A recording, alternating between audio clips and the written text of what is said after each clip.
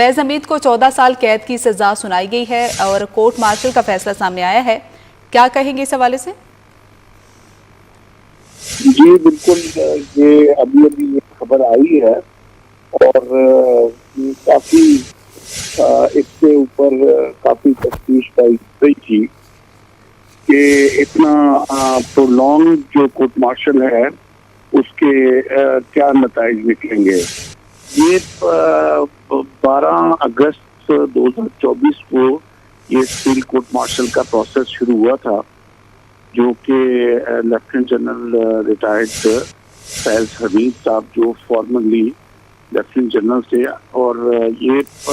Pakistan army act کے تحت ہوا۔ 15 مہینے یہ جو پروسیس تھا اس کا وہ چلا، اور ایکیوز کو جو رائٹ آف ڈیفینس ہے وہ بھی باقاعدہ طور پہ دیا گیا، اور ان کے جو چوائس کا جو رائٹ آف ڈیفینس تھا وہ دیا گیا، اور انہوں نے اپنا کیس بخوبی لڑا۔ اور جو الزامات تھے ان کے اوپر وہ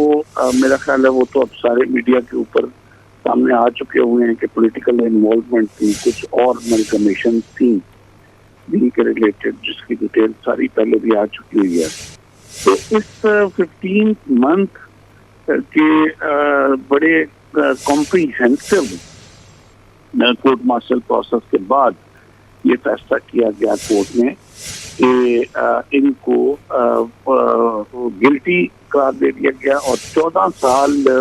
ریگریس امپریزنمنٹ جو ورڈ فیلڈ کورٹ مارشل میں یوز کیا گیا ہے، ریگریس امپریزنمنٹ کا یوز کیا گیا ہے، اور جو 11 دسمبر 2025 سے شروع ہوگی۔ یہ اور اس میں اہم نقطہ جو آخر پہ بتایا گیا ہے وہ یہ ہے کہ ان کو جو ریلیٹڈ فورم ہیں کورٹ کے، وہاں اپیل کا حق دیا گیا ہے۔ انتہائی یہ نگہداشت اور انتہائی کیئرفلی جو فیلڈ کورٹ مارشل کا یہ پروسیس تھا، اور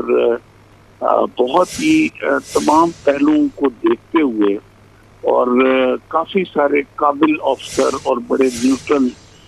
ججز کو اس کورٹ مارشل کی ذمہ داری سونپی گئی تھی۔ جو رائٹ آف ڈیفینس ہے وہ بڑا امپورٹنٹ تھا، ان کو اجازت تھی کہ کسی اپنے وکیل کو ہائر کر سکتے ہیں، کسی اپنے فوجی افسر کو کھڑا کر سکتے ہیں اپنی وکالت کے لیے۔ تو جو انہوں نے فیض حمید صاحب نے جو بیسٹ چوز کیا وہ انہوں نے کھڑا کیا، اور اسی وجہ سے کیونکہ ان کا رائٹ آف ڈیفینس بڑا اسٹرانگ بھی تھا، اور تو اس وجہ سے ہی پروسیس جو ہے وہ 15 مہینوں کے محیط ہوا، ورنہ یہ 6-7 مہینے کا پروسیس ہوتا ہے ایک نارمل کورٹ مارشل جو ہے۔ لیکن جو فیصلہ آیا ہے وہ 14 سال کی ریگریس امپریزنمنٹ کا آیا ہے۔ بڑے دکھ کی بات ہے کہ آپ جب اتنی اہم اپوائنٹمنٹس پہ ہوتے ہیں، اور آپ کے قوم ملک آپ کے اوپر ایک ذمہ داری سونپتا ہے، اور قوم کی توقع ہوتی ہے کہ آپ سے ایسے اقدامات آپ کے ہاتھوں سے ہوں